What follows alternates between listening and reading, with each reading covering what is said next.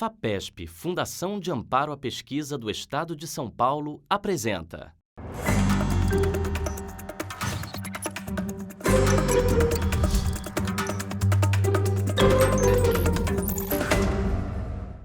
Nós vamos continuar o desfile de pessoas que enriquecem o Brasil. Quem vai estar conversando com a gente é o Marcos Buckerit. Ele é um botânico, mas ele tem raízes para tudo que é lado. Ele trabalha com bioetanol, produção de energia, ele cuida de cidades, ele estuda problemas complexos e até poluição do ar utilizando anéis de árvores. Mas hoje ele vai falar um pouquinho da contribuição de uma área que todo mundo achava que era classificar plantas de uma coisa meio dissociada da, digamos, da aplicação imediata, né, coisas do Linneu, né, no passado, na produção de empregos, energia e perspectivas para o combate do aquecimento global, que é outra característica do professor Marcos, que trabalha no IPCC. Mas eu já falei demais. E agora quem vai falar é o Marcos, ele vai contar para nós um pouquinho o que ele faz com as suas linhas de pesquisa, como é que ele impacta a vida, e depois vamos discutir por que você abandonou aquele caminho convencional da botânica e resolveu expandir, digamos, esses galhos para várias áreas do conhecimento. Obrigado, Saldiva. É um prazer falar com você.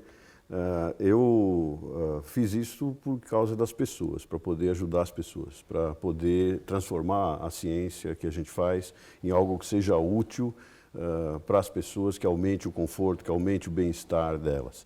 Então, a botânica tem muito disso, a botânica pode ser usada para isso. Nós comemos plantas, nós utilizamos plantas para produzir energia, nós precisamos das nossas florestas, então existem muitos meios de aplicação. E eu venho trabalhando já há quase 40 anos com árvores da Mata Atlântica, da Amazônia, como é que elas respondem ao alto CO2.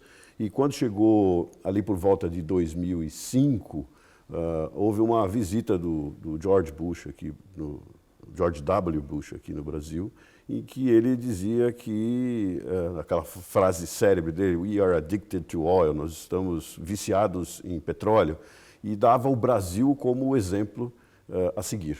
E o exemplo a seguir era o etanol, era a cana. Eu já trabalhava com cana desde 1999, 10 anos antes, e eu estava, como eu costumo dizer, com a prancha na mão quando a onda veio.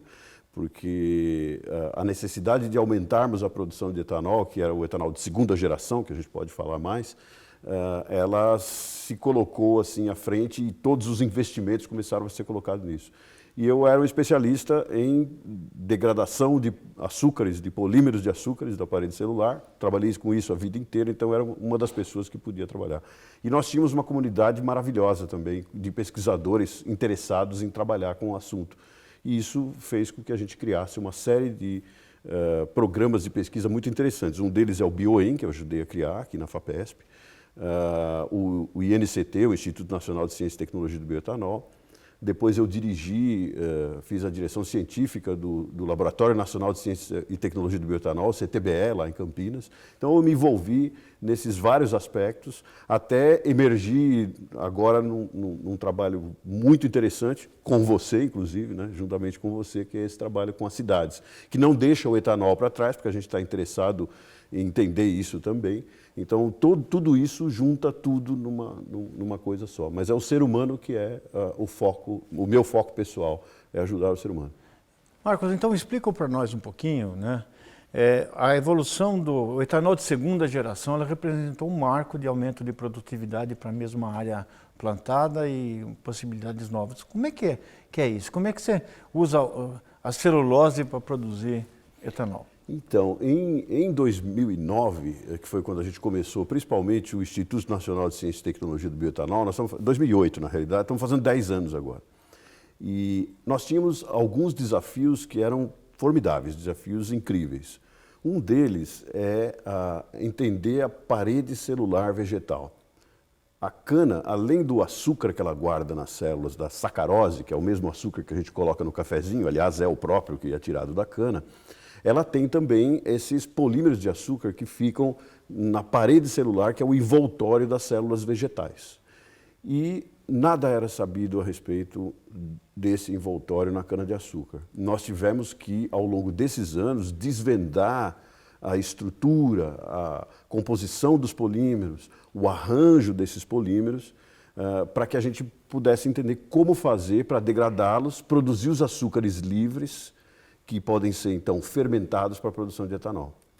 Nesse caminho, o que aconteceu foi que eu acabei desenvolvendo uma nova teoria, que é a teoria do código glicômico, porque a complexidade da parede celular ela é enorme e existe um código. Os polímeros se arranjam na forma de um código que é análogo ao código genético. É um novo código que a gente está vendo e que não está só na cana-de-açúcar, ele está em todas as plantas, em todos os seres vivos. As próprias paredes celulares, as matrizes extracelulares que nós temos no nosso corpo e os animais, têm esse código. Nós acabamos desvendando uma parte desse código porque o grande objetivo é quebrar este código.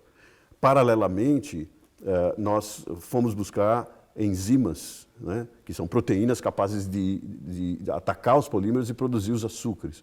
Nós fizemos coisas incríveis com isso, modificando enzimas, criamos quimeras de enzimas, usando biologia molecular, ligando enzimas que não estão ligadas entre si. Nós fizemos ligações, fizemos os testes. E, paralelamente a todo esse trabalho de entender a parede celular, a gente também precisava entender como é que a cana responde aos estresses e como é que ela cresce e como é que funciona o crescimento dela. Nós fizemos todo um trabalho, desde colocar a cana em alto gás carbônico, em alta temperatura, estresse hídrico, para ver como é que ela vai responder com as mudanças climáticas, até um último trabalho que nós acabamos de publicar agora, que é um trabalho que a gente segue a cana no campo, a folha, o caule e a raiz, seguindo tudo o que acontece com eles ao longo de todo o período de produção de etanol. Esse trabalho tende a ajudar a gente, porque como nós temos agora o genoma sendo desvendado, nós vamos poder engenheirar a planta, nós vamos poder ou reengenheirar a planta, pegar os genes e modificar e fazer com que ela mude a sua parede celular, que é um projeto que eu, de brincadeira, chamo de cana-papaya, né? Transformar a cana como se fosse um fruto, ela amolece, facilita a hidrólise, facilita a produção de segunda geração, e do outro lado fazer com que a cana cresça mais rápido, que nós possamos ter 2 safras, que ela resista melhor aos estresses. Então, esse é o principal. Nós temos um background enorme. O INCT, nos primeiros 10 anos, teve 33 laboratórios em 6 estados do Brasil, trabalhando em conjunto. Agora a gente tem só 15 laboratórios, mas estamos bem focados em, até 2023, produzir um consórcio enzimático brasileiro e já estamos com as canas transgênicas já começando a ser reengenheiradas. Se tem uma coisa que parede de planta faz é resistir, é o que caracteriza a estabilidade, inclusive a longevidade das espécies. Quebra o código para poder facilitar a produção, ou seja, pega bagaço, que era considerado lixo ou queimado para gerar energia elétrica, para transformar num produto quer dizer, mais etanol, inclusive diminuindo a pressão sobre terras, digamos... Se nós usarmos o bagaço, nós conseguimos aumentar em até 40% a produção de etanol no Brasil. Nós publicamos um trabalho o ano passado com uma modelagem junto com a Universidade de Illinois, nos Estados Unidos, que mostra que se nós expandirmos a cana sem avançar em nenhum bioma, em nenhum dos biomas preservados que nós temos, então, respeitando todas as leis brasileiras, e não avançarmos em nenhuma região de produção de comida, previsto inclusive até 2045, mesmo assim nós conseguimos substituir até 6% da gasolina do mundo com etanol e conseguimos evitar a emissão de carbono equivalente a 2014 em 14%. Então, a cana tem um potencial gigantesco. A cana também tem um potencial muito grande para produzir eletricidade. A eletricidade que nós estamos aqui na nossa entrevista, 20% dela vem da cana-de-açúcar. Então nós já estamos usando essa ideia da reengenharia da cana para ir do outro lado, fazer uma cana que seja mais resistente ainda à hidrólise, com mais lignina, por exemplo, e que queime melhor, para produzir mais energia, que tem um maior poder calorífico. Então, agora, como a gente descobriu o código glicômico da cana, nós podemos começar, e temos os genes para isso, nós já temos 1.600 genes relacionados ao metabolismo da parede celular, então nós podemos brincar com isso, né, e tentar reengenheirar para o lado que a gente quiser. A cana tem antidiabético, tem um polímero que é um antidiabético muito interessante e a gente pode usar isso como materiais. Então, é uma verdadeira mina de ouro para o Brasil. Como é que você, então, entrou nessa vida de pesquisa? Olha, Paulo, segundo a minha mãe, eu não tenho memória, segundo a minha mãe eu já nasci cientista. Ela falava assim, como é que você se vê no futuro?